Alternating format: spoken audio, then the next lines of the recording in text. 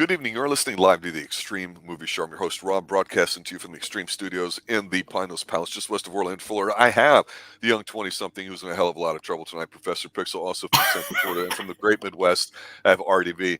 And I want to say something to everybody starting to join in and listen as we roll up to 1,000 listeners and getting monetized, showing that we have at least a tiny little fraction here of the internet as attention.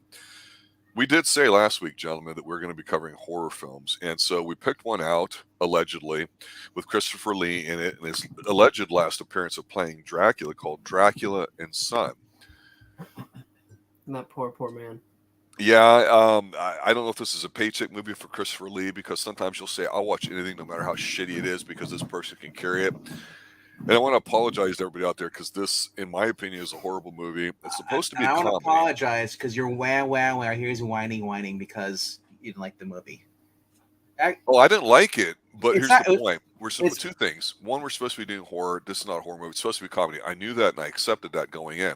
That being said, I think it fails being funny. And I blame it because it's French. And I'll just start and end it with that. So if anybody wants to come at me, bro, do it. But Pixel, if you were in a horror movie, you wouldn't choose anything from Hammer Films, and you would go straight up horror, like gore and like your ghost stuff. That's your horror stuff. Was this Hammer? This is more like Dark Shadows. This was the guy that did Hey, watch your mouth. Watch your mouth. This is like Dark Shadows. This guy did La Cage aux Folles, which is like a French thing that everybody loves and thinks is great and fun and all that stuff. Whatever, I get it. So it's not like this was a one-off bastardized production. It had legitimacy behind it in making it. But Pixel, since this was on your list, and I didn't realize it was a comedy at the time, I'm blaming you for this fiasco. So give us your initial take. We're going to go to RDV. Well, I want to correct you first. It wasn't Pixel's list. Yeah, it wasn't. It was what came up back page when you guys were talking. So, there you go. You know what? I'm going to be honest. You know why I picked it? No, lie to me. No, I want you to know why I picked it. Because you had asked me yesterday, and I looked, and I saw out of the list, and I was like, well, what am I most likely going to have time to finish? I picked it because of that, and I made a mistake. I can admit when I'm wrong, okay? This wasn't a good film. That shows growth, and it doesn't have to be a good film for us to review it. That's the whole point. It's just that I have to get out here, RDV. Trust me, there's a lot of films I review with Rob that are not good films that he likes. The point being, we're supposed to be doing horror, and it's supposed to be a comedy. And so that's fine. I don't believe there's such a thing as horror comedy, because if it's funny, it can't be scary. That's essentially what this is boiling down to. Christopher Lee, he still looks like Dracula, right?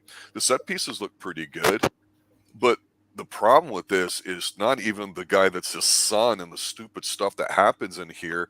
It's the writing. It's pathetically horrible. RDV, give it to me. You seem like you enjoyed this film. So, okay, now the kid was a little annoying, but that was a shtick. He was supposed to be that way.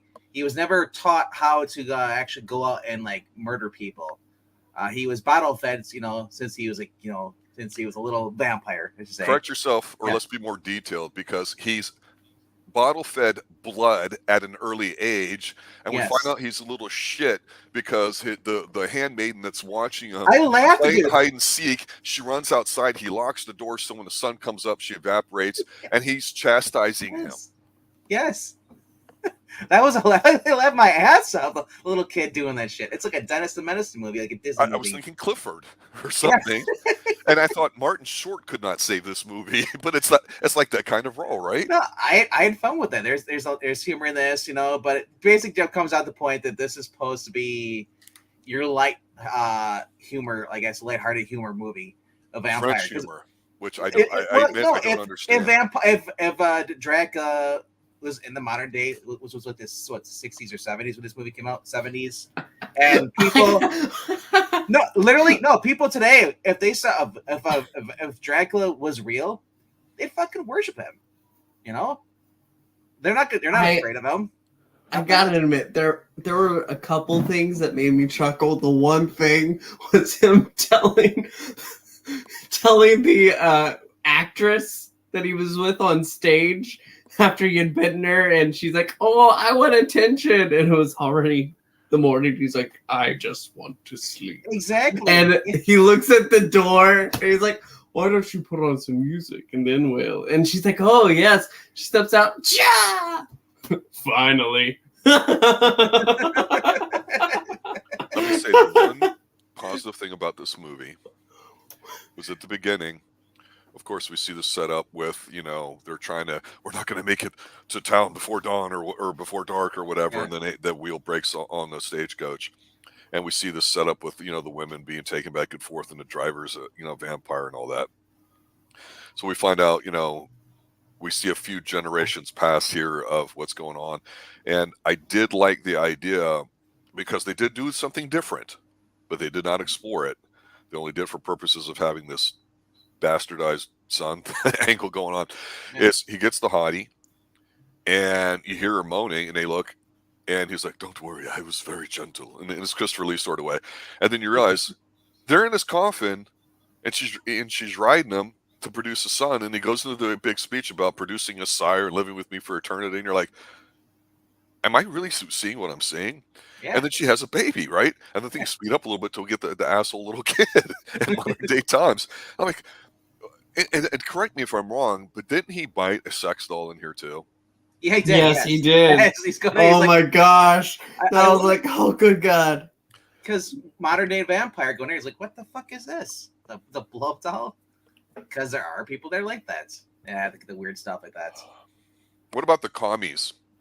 Having a dance, having a little rave. Oh, yeah, yes, because Albanians, into his... like I said, this could have been a totally different. This went the way of the Demeter, and he could have just slaughtered them one by one. But it's not meant to be that kind of film. Oh my God! The guy makes he's like, I need a cross. He takes he's the hammer and sickle. It creates a cross. The most stupidest thing. Nobody would recognize it as being a commie symbol today, right? I don't think. Well, it is. Well, it's. Pixel. Well, no, did you know that was the hammer and sickle? That's significance of it. You can't use that. Well, yes, but what I got mad at was that they tried to use it as a cross. And it worked somehow. Like, shut up. That was a play on the the early Hammer films where they did it with a couple sorts of the third. Well, when you do it with sticks, it's okay, but that wasn't. Those weren't sticks. I know, right? One was close to a stick, but. So here's my thing, RDB, you brought this up, so I got to mention it. You talked about the son there supposed to be like a little, I don't know if he's supposed to be entitled, a little sniveling idiot, a brat. Obviously, he was a little shit as a kid, and Princess mentioned in chat about wanting to be modern. That could have been an interesting angle here, but I feel like they took too long to get to the love triangle. Sure, that was at the end, but I mean, the whole point of the movie is the fact that his son is disappointed to Dracula, and Daddy didn't love me. Yeah, Daddy didn't love me, but but he gets the last laugh at the end. I don't know, Pixel, are you over there? I can't hear over you. Whatever the hell you're doing over there in your chair. Stop rubbing, Pixel. I was going to complain about the partial nudity in this too, because it was kind of sucked. So they could have done it better. Come on, at least if you're going to have that. Hold on. So that when they're peeking through the little statue, the eyes, that goes back to the old slapstick movies or the old horror movies, with either the painting, or looking at that. So of course. Ferdinand, he says, look, I can see partial boobie. The guy wants to look too, the butler guy. Yep, that's the one part, the one time. But come on, the rest of the movie was like, that wasn't even anything. That barely registered. You know why it registered? Because it was weak. Weak sauce. I'm sorry, Pixel. You don't need to see boobies in every film, you pig. I don't need to see it in every film. But if you're going to do it right. That's all I'm saying. Do it to Rob, of all people, you should agree with me.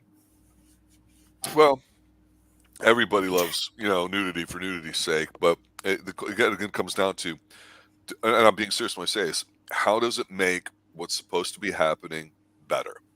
Like for example, obviously they're having coffin sex so they can produce a sire. So I guess the juxtaposition, the irony, that part of humor is that they're doing it in a coffin and all that. It's like, yeah, but it just doesn't work. And honestly, here's the reason why it doesn't work.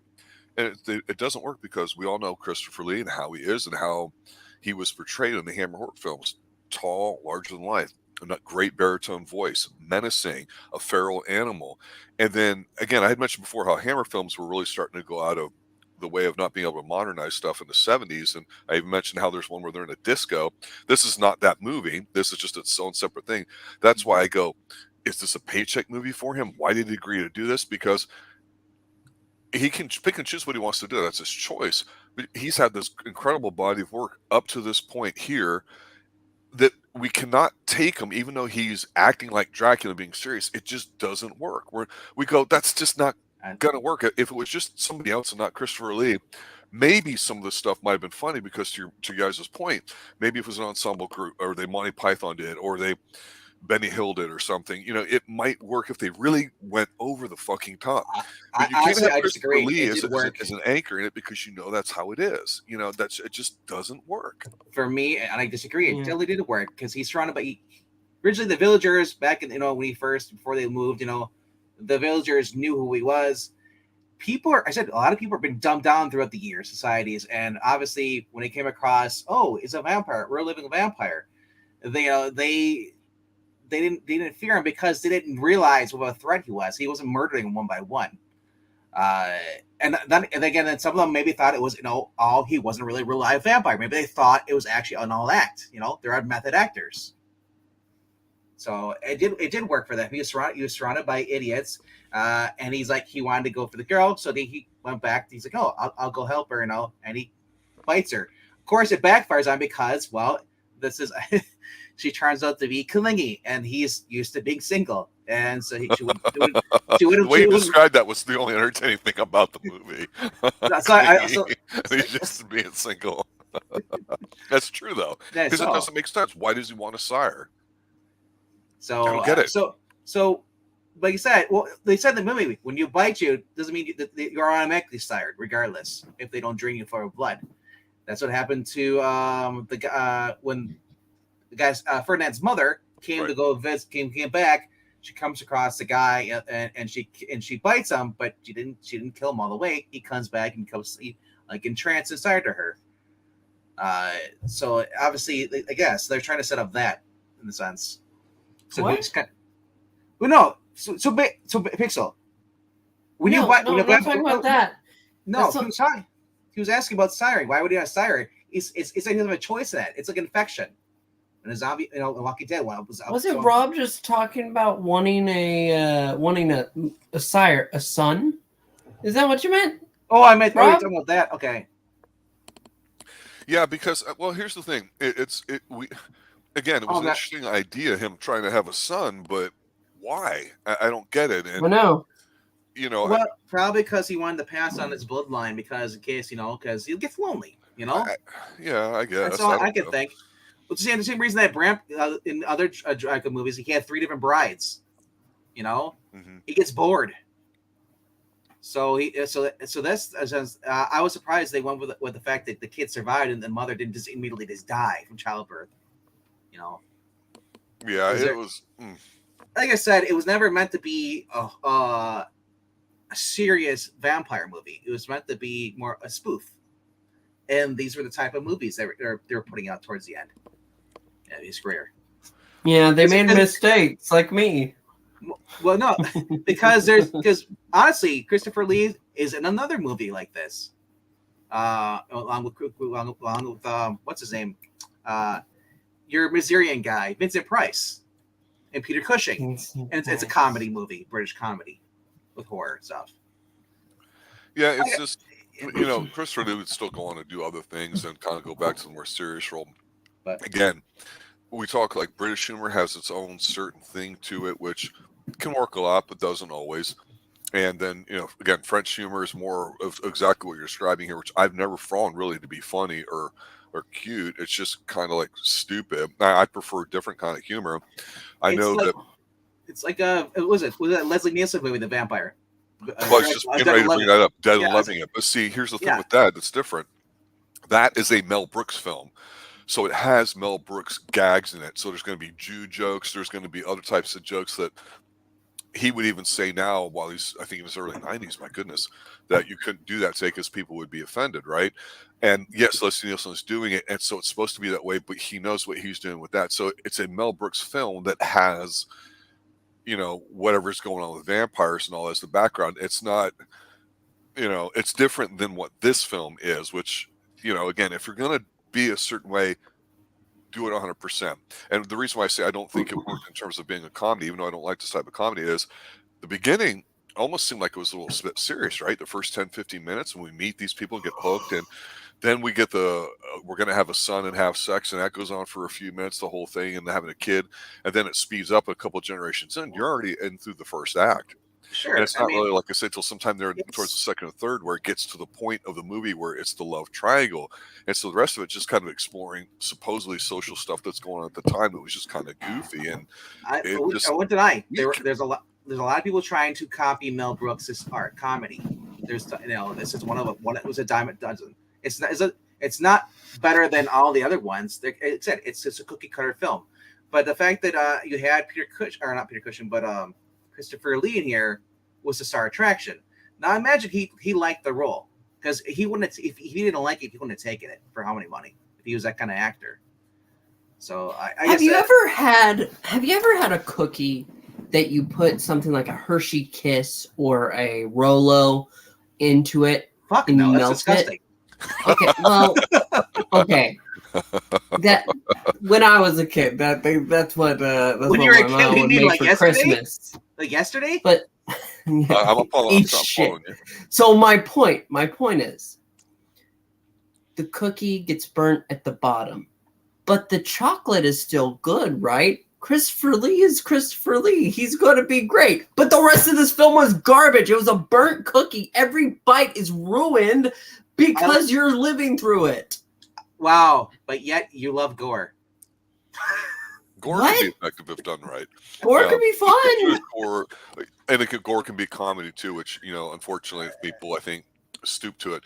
In our earlier stream tonight covering Mission Impossible episodes 7 and 8 of season 1 with the original cast, we talked about how there hasn't really been, I think, a standout episode generally, but no, crappy ones, they've been very solid. And so I think that's almost harder to do, is to be consistent, especially early on. And unfortunately, in here in this film, you know, to use your burnt Rolo cookie explanation here, I'm going to segue into a food one, because I sound like a snob because it's helping me distract from the bad taste in my mouth of this movie. And Pixel, you know, here in Central Florida, we have an old money place called Winter Park, and there's Park Avenue. Don't know if you've ever been. But Mrs. Extreme and I decided to make an evening of it by going out. There's a art festival going on. We had a 75-degree weather, overcast day. It was beautiful. We go eat Peruvian at an upscale restaurant that just opened up there. Rare 5-star reviews. We had the 6 o'clock res were there. We get the octopus, fantastic. We get the ceviche, which is very solid, very, very good. And then we get the mussels, which was actually excellent. Had a great time walking around this historic place and all that. And we said, you know what, for dessert, let's walk over to the brand new luxury chocolate place, not Peterbrook or any of these other crappy American ones. We're talking, you know, something from Kirkplakistan or whatever that's opening here in the United States. They chose Winter Park for this, right? So we go to this high-end chocolatier where there's 10 people there. It's $10 like for a cup of coffee, $2, $3 for a piece of designer chocolate they're making right there in front of you. We get 4 pieces. We take it home. We go to eat them, and they're filled with cream. You do not fucking fill chocolate with cream, bullshit. It's like taking a donut and filling it with fucking cream. It's an abortion of a food thing, and I don't care how expensive it is or how good they are their name. You don't fucking do that. So it's just like your Rolo thing, and I agree with you. I'm just being a snob about it, because if you're going to do French humor, be a fucking French snob about it. They weren't even snobby in here about it. It was almost slapstick RDV, like you said, but if you're going to do that, be that way. If you're going to do blood in the baby bottle jokes, put them in the friggin' diaper as an adult running around. I don't care. Just be absurd. They didn't go anywhere with it. They really wussed out on this. That's what upset me about it. Okay, but have you ever had like a... Well, no, that would be different too. Sorry, I got distracted by the thought of chocolate. Yeah, no, I'm not a big fan of the creams in it either. I I'm yeah, no. I try to avoid that. I do love a good truffle. Hey, Ed. Chocolate How's it truffles. Yo, Ed.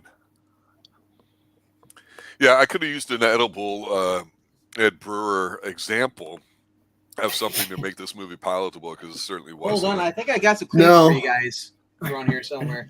You guys need some clips? No, but anyway, this is one of those films that I'll never watch it again. I'll never probably try to reference it again. You watched It'll be it in for and out of my free, mind. and that's all you need to know on it, because you didn't pay any money for it, so you walked out the window. Yeah, they owe me. It's on Tubi. Like I said, it's not like I went out and said, like, you guys got to pay like $20 for to go watch this brand new movie or something. God, no. Tubi now needs to sign up for my service so I can spam them with their ads in their email. How about that? I mean, you like Dark Shadows. I don't think yeah, a Dan Curtis production. I didn't have to pay for Dark Shadows. Dark Shadows on Tubi too. I'm paying for it because every time you talk about Dark Shadows, it's all you talk about is Dark Shadows. I'm paying it for it, and I don't even feel like because it is a monumental part of my life now. Turd. Sorry. When you watch all 1,225 episodes of a show, it doesn't just leave you. Yes, same guy who watches all the Doctor Who and just nerds about Doctor Who every single day. There's like. Sorry. Hey, we all have our vices, our likes and dislikes, and so mine's cocaine. It's better. It's not as sexy as it was back in the '80s, so I don't know what's cool now. Cocaine's cocaine. It doesn't change. All right, guys, let's wrap this up. Let's give any final thoughts, although I feel like we've already done it, and let's plug anything we need to final plug. Thoughts. I like the film. These two didn't care for it. That Pixel liked Christopher Lee. My thoughts are, it's dead, Jim. It is true. It is like Pixel Sex Life. I will say this. In all seriousness, I only wish this movie were a Dan Curtis production. Then it would have been good. It would have played with the whole lost love reincarnation thing. That would have been the whole goal. Come on, man. Honestly, I gotta say this: if Dracula Undead and Loving is a Mel Brooks film, dear God, what the hell happened? That movie was horrible. Yeah, one day we'll have to take another beating and review it, but not right now. Because you know what? It is a tough watch too, and it's Mel Brooks. I don't know. I don't know. Somebody see it. Every time I see that GIF of Leslie Nielsen just rising up and then hitting the pipe, I always let out a chuckle. So it is painful. All right. On that note, guys, what do you got coming up tonight, and what do you need to plug, RDV? Oh, we got 2 werewolf stories. One's gonna be not that, but it's gonna be a Werewolf by Night number 15, with he's going against the second half of Werewolf by Night versus Dracula. And then we also gonna have after that Spider-Man versus the Man-Wolf. So This is a reading. Yes, comic book readings on the Geeky Puppet Show. You can find us there on 8:15 Eastern Standard Time, and then Kermit the Frog in here. This isn't Kermit the Frog. This is Palpatine from. That's Pixel when he got the filter. Kermit the Frog would sound more like this. If you want to go check out the Geeky Puppet Show, copyright hop on. Son of a bitch. Come on over. I apologize to everybody at the beginning of the episode, so just know that. So I apologize to all the subs that didn't show up and watch this. I apologize to no one. Suffer. We should have just watched Color of Night and reviewed it again. I don't know how to watch Party or something. I don't know. But I want to watch it in black and white then, so it's truly not in color. Tuesday night, RDV, you and I will be on. We'll be doing something else. I can only assume it will be better than this, or at least different. Hopefully, wouldn't anything be better than this? I'm trying to think what we could do for Tuesday night, because there was a movie that was supposed to come out. I can't remember what it's called. The new Pet Cemetery. Nah, I'm good. Okay. Although I will say there is a movie that's coming out called you know what? Go ahead. What were we gonna say? Salem's Lot. Which one? The original. The TV show? No, the movie. the TV show movie, the two-parter on 2 days back. Oh, on I don't know if it's on ABC. TV. It's always been a movie. It's just a movie, so never I watched think it. it was a part. I thought it was ABC's Sunday night movie or something like that. From It's the a vampire late movie, isn't 70s. it? Oh, absolutely, and it's got Yeah. James Mason in it. Yeah. Yeah. Give me some James Mason. 1979. I do like James Mason. He creeped the shit out of me. When I was younger. He He still does does, to this day. and he's not Yeah. alive. Is he? Yeah, because David Soul's in this too, and you people would know that he of the beautiful blonde hair, which is such a thing. Us blondes have to stick together. All right, there you have it, guys. Thanks for watching. Thanks for listening. Remember, the Geeky Puppet Show is on next with their readings of some werewolf sort of stuff, and check them out. You'll enjoy it. We usually do a 1-2 punch of this. I said that they will, and don't say maybe. Don't ever question the audience's taste, Pixel. You have to understand that, okay? We have a wide, worldwide audience here, and we appreciate the fact that they show up to share our pain, misery, suffering, as well as the fun stuff we like. love our audience, except for the French, because Rob hates the French. Except for the French. Have you ever been to France? South of France is beautiful. Food's tolerable. Not nearly as good as Spain, but what the hell do I know? I'm an American, right? There's a lot of frogs out here, though. Good night, everybody. Stay extreme. Au revoir. Au revoir. Because we are To answer friends. Edible's question in chat, would I consider joining, or we would consider joining England team when they finish the top 10 best TV shows of all time? Sure, if we were invited. I don't know how they're ranking it or what they're doing or what they're going by, but I see that they're doing something. Yeah. We're supposed to be doing it on Monday, unless he's doing it tonight. Yo no sé, tú no sabes. Because we had told him we weren't doing it until Eric Bree, we're busy. He wanted Eric to join him for this Friday. I said, well, no, we're busy. They'll ask me to read every single freaking Friday and Sunday. So I don't know, man. If he goes ahead. But if all we're doing is what we used to do here at Top 5 Tuesdays. We'd create a list of like 10 or 20. Like this time we created 20, and we just went around the turn talking about what's our counting down. That's all it was. So we did 10 first, and then we're supposed to do 10 on Monday. But and as a sidebar, I know you're still watching Miami Vice, and that's a real strong possibility for us to review. I got 2 more episodes left. Of season 1. And where are you watching it at? Where can people watch it if they're interested?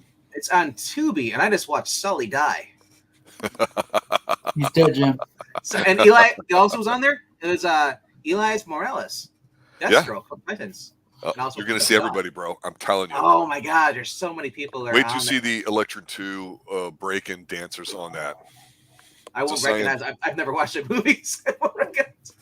Well, that's a kind of classic, and will be. Good night, all. Is it a classic? Oh. Yes, it is. Everybody loves break-in and break-in 2. I like Breaking